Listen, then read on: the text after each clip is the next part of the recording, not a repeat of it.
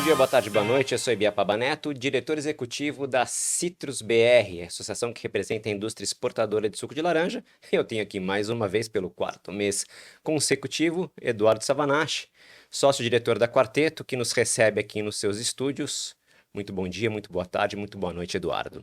Olá, Ibiapaba. Olá para todos, todas que estão aí assistindo mais esse episódio do De Olho no Mercado Global. Edu, temos notícias. Temos notícias quentes, né? O mês de julho tem sido um mês bem agitado, né? Animado, Um né? mês Para dizer o animado, mínimo, né? né? A gente trouxe para começar a conversa aqui a notícia aí da última semana, do dia 24 de julho, o anúncio da nova tarifa dos Estados Unidos de 12,5% sobre as exportações brasileiras. O suco de laranja ficou isento, né? Entrou na lista de isenções mais uma vez dessa nova tarifa, mas os subprodutos nem todos entraram, né? Você vai falar um pouco dessa, dessa notícia 12%, mas antes disso já teve uma outra tarifa de 25%, então a gente tem aí um mês de quase uma tarifa por mês, né?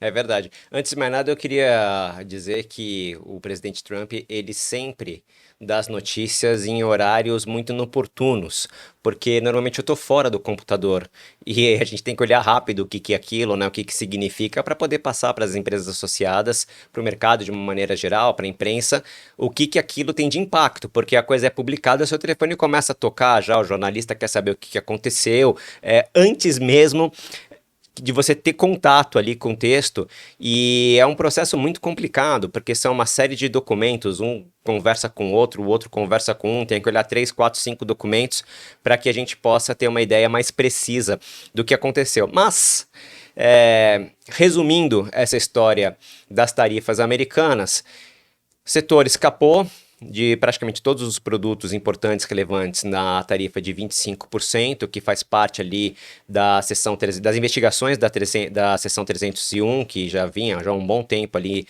rodando no âmbito do USTR, que seria ali o Ministério do Comércio americano, e agora, mais recentemente, essa tarifa de 12,5%, que tem como objetivo falar sobre trabalho forçado, o setor ficou de fora de praticamente todos os produtos, menos os óleos, né? Os óleos essenciais, que, enfim, são produtos importantes, de valor agregado bastante elevado, acabaram entrando nessa tarifa. Teve quase que uma compensação, porque você tinha uma tarifa de 10%, que era o início da tarifa recíproca. Essa tarifa ela caiu e no mesmo dia entrou a de 12,5%. Então trocou uma pela outra. Então é um pequeno aumento ali nessa tarifa, passa de 10 para 12,5%. É ruim porque o Brasil é um fornecedor importante de óleos para a indústria americana, tanto cosmética quanto de alimentação, e isso deu uma bagunçada no mercado. A boa notícia é que a polpa, que é fornecida para o mercado americano, que dali os gominhos do suco, ela ficou de fora. Na lista inicial, que foi publicada um mês atrás, em junho ainda, a polpa ela não havia sido incluída. Mas, ao que tudo indica, a indústria americana trabalhou muito bem nisso, a indústria de suco que é mais organizada institucionalmente do que a indústria de cosméticos, vamos colocar assim, e a gente acabou ficando livre, né, para um e não para outro, né? Mas no final das contas, entre mortos e feridos, todos se salvaram. Muito bom. É, bom, depois dessa notícia das tarifas, a gente teve também os dados de exportações do fechamento da safra, né, Exatamente. 2025-26. Aqui a gente trouxe o resultado total, né, mundo, Julho, junho, Porto de Santos, saída exportações aqui, saída Porto de Santos. legal.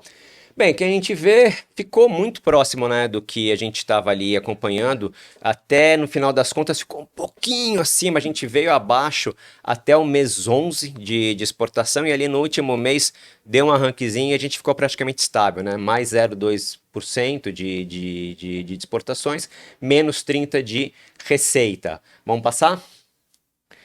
11% de volume, né, para a Europa, menos significativo, e 37, quase 40% de receita a menos. Bora passar?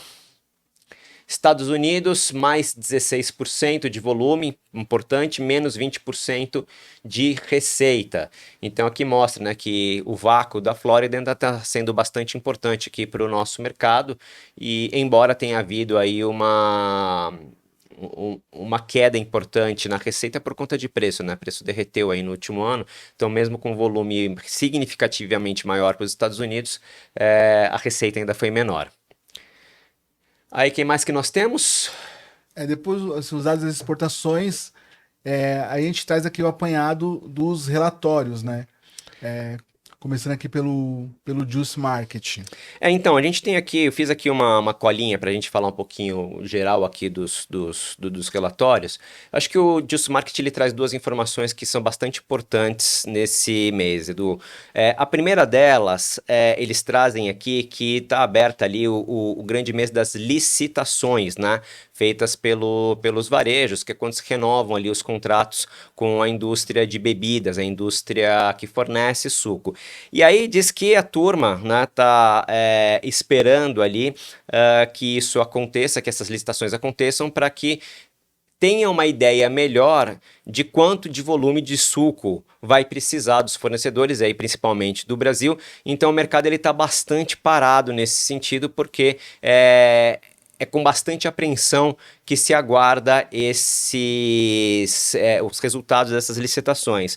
Uma questão que chamou bastante atenção, que o Juice Market traz aqui, é uma expectativa, uma exigência de desconto de 15% no preço do suco. E isso, para a gente aqui, é bastante delicado, porque pô, o preço de suco já derreteu aí nos últimos anos. Então, quer dizer, você olhar o mercado que está vendo essa dificuldade toda com a demanda, exigindo mais sacrifícios, é bastante complicado. E aí é aquilo que a gente fala, né? O varejo, no final das contas, sempre mantém as suas margens. E aí ele acaba sangrando toda a cadeia para trás. Então é importante a gente ficar de olho aí nas próximas edições do Juice Market para ver o que eles trazem de desenrolar disso, mas é aquele ponto que a gente sempre traz, né? A gente tem que ficar de muito olho no que acontece, de olho muito atento, né? Muito esperto em relação ao que acontece nos movimentos do varejo, porque é ali que começa o consumo. O consumo de suco de laranja, ele começa quando o consumidor decide comprar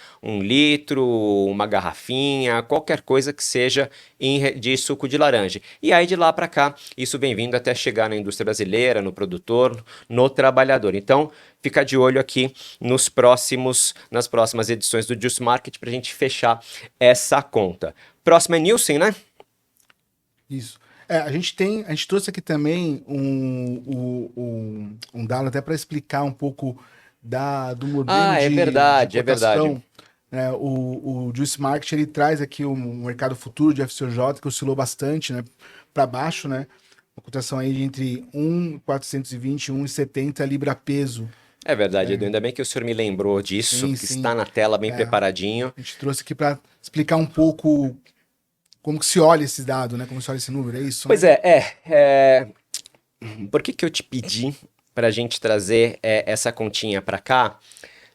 E por que ela é importante? Eu tenho visto bastante gente comentando sobre a referência da bolsa nos Estados Unidos para ter uma ideia de preço de suco de laranja. Qual que é o problema? Nessas cotações não se leva em consideração o imposto de importação no mercado americano, porque o preço da bolsa não é a receita que o setor ele acaba trazendo. O que tem lá é uma referência, tem toda uma cadeia de custos que ela tem que ser descontada para que a gente tenha essa receita.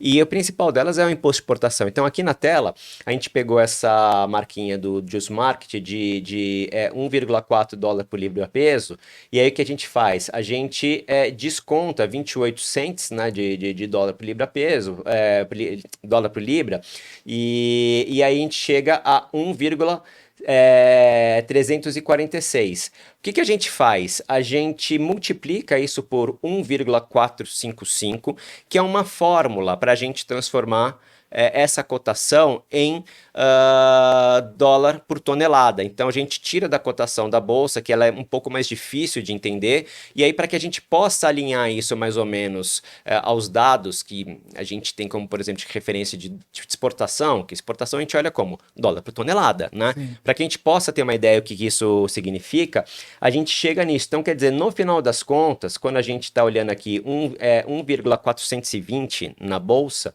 isso significa $1.650 por tonelada.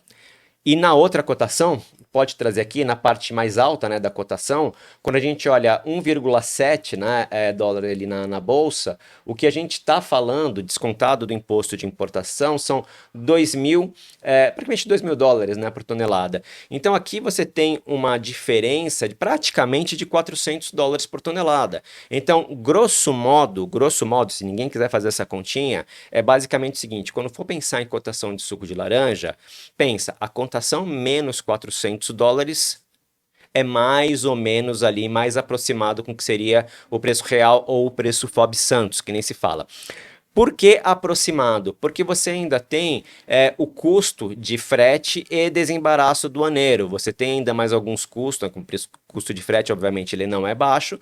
Os custos aduaneiros, os custos aduaneiros não são tão grandes, mas eles também incidem. Então, assim, para que a gente tenha noção do tamanho da montanha que a gente tem que escalar, é importante que a gente traga a conta do jeito certo para que a gente possa ter uma leitura correta do mercado. Muito bem.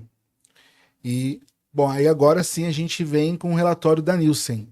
Boa. No final das contas, acabei queimando a largada aqui, né? Foi direto para a Nielsen. Mas, ainda assim, o que a gente trouxe aqui da Nielsen? São dados encerrados na quadricemana de 13 de julho, então tá super fresquinho. E aqui, Edu, eu queria te chamar a atenção para uma coisa que a gente vem falando aqui há muito tempo, a elasticidade de preço. O que é a tal da elasticidade de preço? Para cada ponto percentual que o suco de laranja ele sobe de valor na gôndola, você tem praticamente a mesma proporção de queda. E neste mês, cravou, né? Foi 1,7% de aumento de preço contra 1,7% de queda de demanda. Então, esse mês cravou, né? O que a gente vê é exatamente isso. E quando a gente olha na temporada, no acumulado, quando a gente pega de 25 de junho do ano passado até julho desse mês, 13 de julho, nós temos um volume total que caiu 6,8% em relação a um preço que subiu 9,2%. E o que é interessante, a receita também cresceu 1,7%. Por quê? Porque o preço ele está cada vez mais alto. E aí traz um pouco daquela armadilha que a gente vem falando aqui há um certo tempo. Quando a gente olha um produto que nem o suco de laranja, que a economicidade dele depende de escala, e a gente observa que ele está se tornando na prateleira um produto cada vez mais premium, isso gera uma preocupação, porque esse setor ele é dependente de escala. Então esse é um ponto para a gente continuar olhando aqui. Vamos ver, claro, como o mercado se comporta nos próximos meses. Tem todas essas questões agora do varejo, como que ele vai encarar a questão de preço, se o preço vai cair finalmente na gôndola para o consumidor, porque aqui no Brasil já caiu, né? Já caiu para a indústria, caiu para produtor, caiu para todo mundo.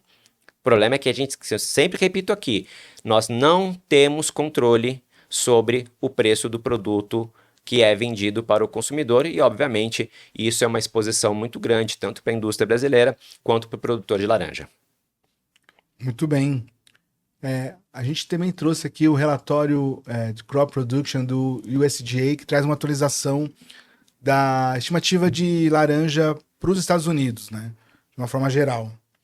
Interessante, né? A gente viu ali nesse relatório que os Estados Unidos vai ter uma produção até que robusta de 58 milhões de caixas. Isso dá 3% em relação à última estimativa de abril e 11% em relação à temporada anterior. Mas aqui a gente está falando praticamente sobre Califórnia. A Califórnia que a gente já abordou em outros conteúdos aqui, que é altamente especializada na produção de laranja de mesa, ela vai ter aqui 49,5%, 49,5 milhões de caixas, que é uma alta de 2% em relação a abril, a última estimativa deles, e de 12% em relação à safra anterior. Então, a Califórnia, o que tudo indica, vai tudo bem. Já a Flórida, ela teve ali uma pequena recuperação, né? Levaram para 12,9 milhões de caixas, que é uma alta de 6% em relação ao que se previa em abril e 5% em relação ao que ao que foi praticado na última temporada. Tem uma turma que se anima, fala, a Flórida ela tá se recuperando, mas vamos falar, né? 13 milhões de caixas, tem produtor aqui no Brasil que é maior do que a Flórida, né? Então, assim, Pois é. mudou completamente os patamares do que é uma safra grande e o que é uma safra pequena. Infelizmente, por enquanto, essa baixa produção na Flórida, ela possibilita que as exportações brasileiras para o mercado americano, como a gente viu ali no começo da nossa apresentação, elas se mantenham em alta. Legal.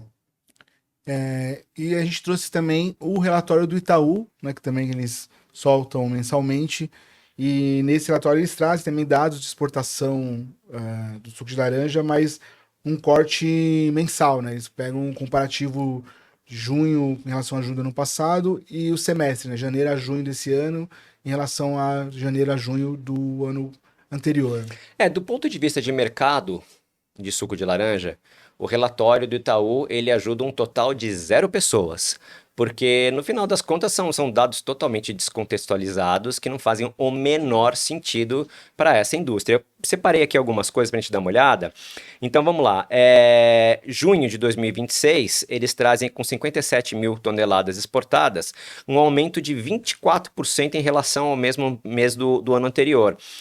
Qual que é o problema disso? Exportação de suco de laranja, ela não é como uma exportação de soja, que você sai com um navio atrás do outro e faz um certo sentido você fazer esse tipo de comparação de um mês contra o outro. Aqui nós temos poucos navios que operam e qualquer diferença de saída de navio de um mês em relação ao ano anterior, você pode ter um desvio muito grande. Então, não significa absolutamente nada você olhar um mês contra o outro. Por isso que a gente sempre faz o acumulado do período, principalmente do ano safra. E aí depois eles trazem aqui também que no acumulado do primeiro semestre de 2026, o Brasil exportou 382 mil toneladas, um crescimento de 16% em relação ao mesmo período de 2025 e coloca inclusive como um destaque positivo do agronegócio. E onde é que isso está equivocado? Porque quando eles falam do primeiro semestre de 2026, eles estão olhando o segundo semestre da safra 2025-2026. Então eles estão pegando um pedaço da história e juntando com uma história que é completamente diferente. E quando a gente olha a comparação em relação a 2025 que eles estão fazendo, a gente saía de um período de restrição absoluta de safra. Então, quer dizer, obviamente você vai ter um crescimento. Então, falta essa contextualização. O Itaú é uma instituição muito importante, tem economistas, gente muito gabaritada lá dentro, mas eles precisam olhar o mercado de suco como mercado de suco e não analisar o mercado de suco como se fosse o mercado de soja. Muito bem. Isso, então, a gente fecha aqui a parte dos relatórios. A gente trouxe também uma notícia, né, que saiu essa semana. O FDA, né, que é a Anvisa, né, dos Estados Unidos, aprovou uma mudança no teor de BRICS do suco de laranja, que era uma medida que já vinha sendo pedida há um bom tempo por produtores da Flórida. Pois isso é uma adaptação que eles fazem, né? O BRICS, vamos lembrar o que é, né? O equilíbrio entre acidez e doçura, entre o BRICS e o ratio, né? E entre a acidez e a doçura. Então, o que acontece? No final das contas, essa diminuição, ela vem para atender a mudança de padrão do suco dos Estados Unidos em relação ao greening. principalmente. Então, ela é uma mudança que ela vem para fazer uma adaptação regulatória para que o produto se mantenha em conformidade no que se diz respeito aos padrões de autenticidade por conta dessas modificações que aconteceram no produto, no suco, em decorrência do greening. Então, é uma adaptação que acontece na indústria da Flórida. Vamos lembrar, só para a gente trazer aqui, que o BRICS padrão que a indústria falava há alguns anos atrás era de 12. E para baixo de 10,5 nos Estados Unidos já era considerado fraude. Então, hoje, o que a gente está falando é que um suco padrão 10 BRICS, ele é suco de laranja e não tem fraude. É isso que essa documentação, essa regulamentação, ela faz. E isso explica também um pouco a dificuldade que o produto tem encontrado na praça americana, porque, claro, um BRICS tão baixo também, ele tem ali um impacto importante na qualidade do produto, na parte sensorial. Então, é importante, é uma leitura... É importante do mercado isso, a gente tem que trazer, mas ela é mais uma consequência do que um sintoma. Entendido. A gente vai entrar aqui agora naquele bloco final que a gente tanto gosta de trazer aqui comentários das pessoas que acompanham a página da Citrus BR, comentam nos conteúdos. Comentários apaixonados. Sempre. Vamos lá. Primeiro comentário do Domingos QF. A nossa fruta não vale nada, né? Difícil ser produtor nesse país. A fruta importada sempre vale mais. Não temos barreira protetiva do governo, atrapalha nossas vendas aqui. Esse aí é naquele contexto de uma informação que a gente trouxe sobre África do Sul e Egito, que estava aumentando suas exportações, sim, e que o Egito também exportava laranja aqui para o Brasil, certo? Isso, exatamente.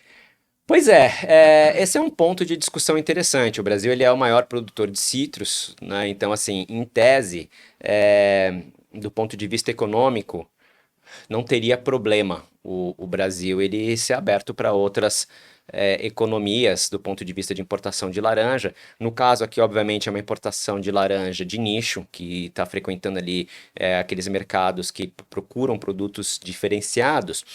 Mas não dá para a gente fechar os olhos de que isso atrapalha um pouco a vida do produtor, né?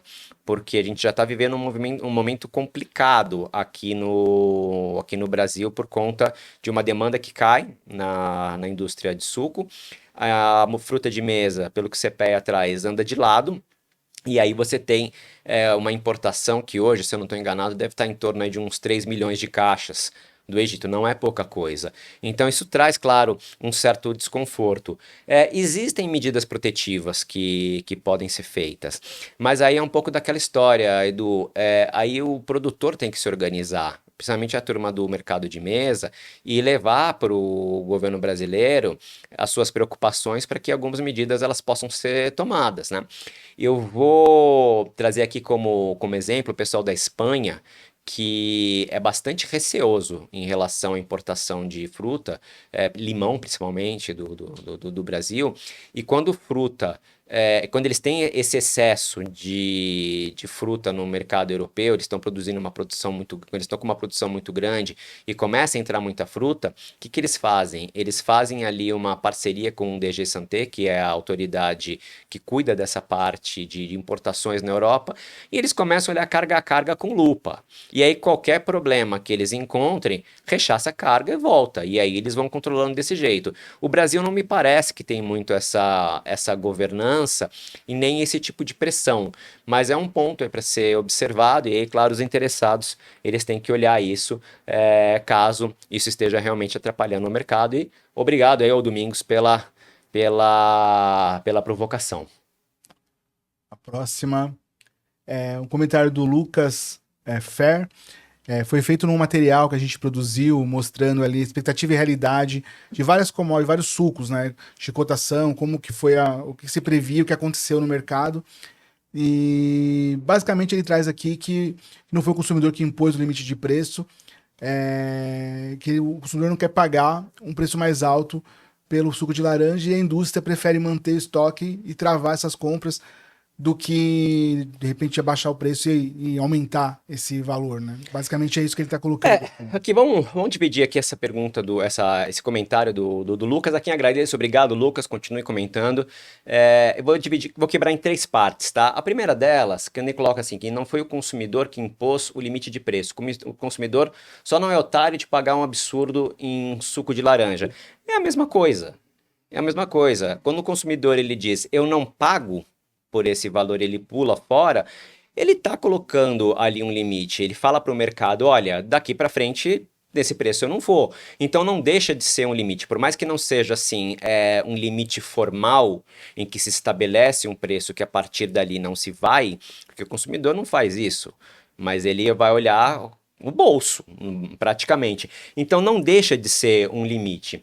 Aí depois ele fala que a indústria ela prefere manter os estoques altos, travar a compra dos produtores, até coloca aqui humilhando, tal, com preços absurdos de baixos, do que repassar a diminuição para o consumidor, né? E aqui tem um problema de lógica de mercado, porque a indústria brasileira, vamos lembrar isso, isso é muito importante, a indústria brasileira ela não vende o produto para o consumidor. A indústria brasileira vende para o engarrafador vende para o varejo e o varejo é que vende para o consumidor. Então, assim, nós estamos a 2 elos do consumidor e não temos controle sobre o preço que é colocado na gôndola. Isso é muito importante, não tem como a gente colocar isso. E aí, se a gente olhar em relação ao pico de preço de setembro de 2024 para cá, a desvalorização no suco de laranja já deu mais de 70%. Então, sim, a indústria brasileira baixou o preço. O problema é que isso não chega no consumidor, porque depois tem o engarrafador e depois tem o varejo. E como eu já repeti aqui algumas vezes, esses elos estão aproveitando este período para fazer margem, porque eles pagaram muito caro a matéria-prima nos 3 anos anteriores. Então, isso é o mercado funcionando como mercado, não tem o que a gente fazer em relação a isso, né? E aí depois ele fecha colocando aqui que estão matando o setor porque o consumidor está trocando o hábito e para retornar é difícil. E aqui é uma constatação que ele faz, que ela é dolorida, tem o fundo de verdade, ninguém está matando o setor, ninguém está matando o setor, O que acontece é uma conjuntura de mercado muito difícil, que quando os preços subiram, eu não vi ninguém reclamando. Você viu alguém reclamando? Não me lembro. Mas a gente alertou aqui algumas vezes que isso poderia trazer consequências para o consumo, não neste podcast aqui, mas nós fomos à mídia, nós falamos, tiveram diversas reportagens falando da nossa preocupação como setor em relação ao que poderia acontecer com a demanda e dito e feito, né?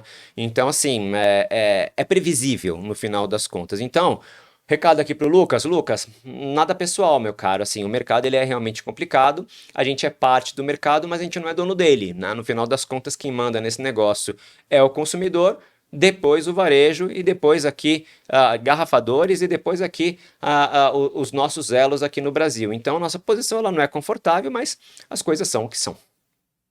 Muito bem. Próximo, Lucas Paulo Lemos. Ele fez esse conteúdo, essa pergunta no vídeo que a gente produziu mostrando a redução no volume de suco nas embalagens no mercado americano.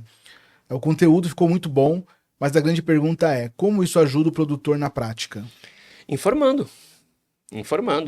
Se o produtor ele vende, se o produtor ele tem um investimento em pomar de laranja, em tratos culturais, em defesa fitossanitária, ele investe a vida, ele investe o patrimônio dele numa cultura, como é que ele não vai saber o que acontece? Como é que ele não vai saber quanto de conteúdo vai dentro da garrafa? Se a demanda está aumentando, se a demanda está diminuindo?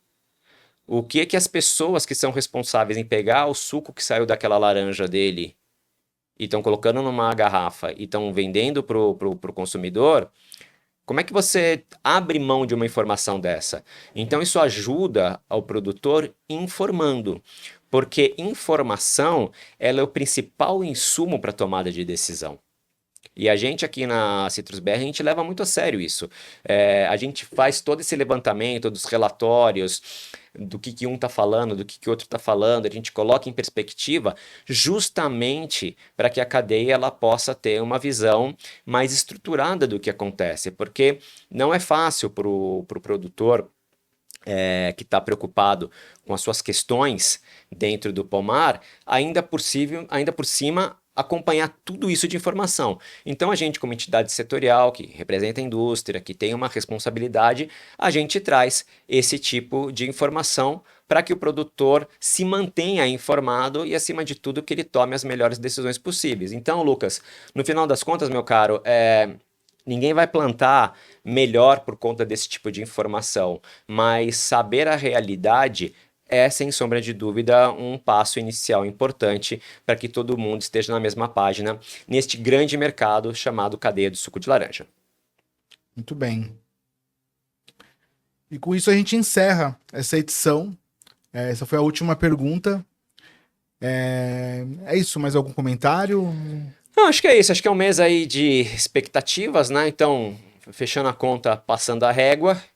Juice Market nos traz que estamos na época das licitações, nos traz que existe uma perspectiva de pedidos de desconto por conta da quebra de safra, da queda de demanda, e no final das contas, os relatórios mais ou menos apontando ali para essa mesma direção da preocupação do mercado em relação a esse equilíbrio de oferta e demanda e os desafios que a gente vem trazendo. Então acho que é isso, Edu. Agora no próximo mês, acho que vamos ver como é que ficam aí essas informações. Teve essa questão do El Niño, que acho que é uma preocupação crescente.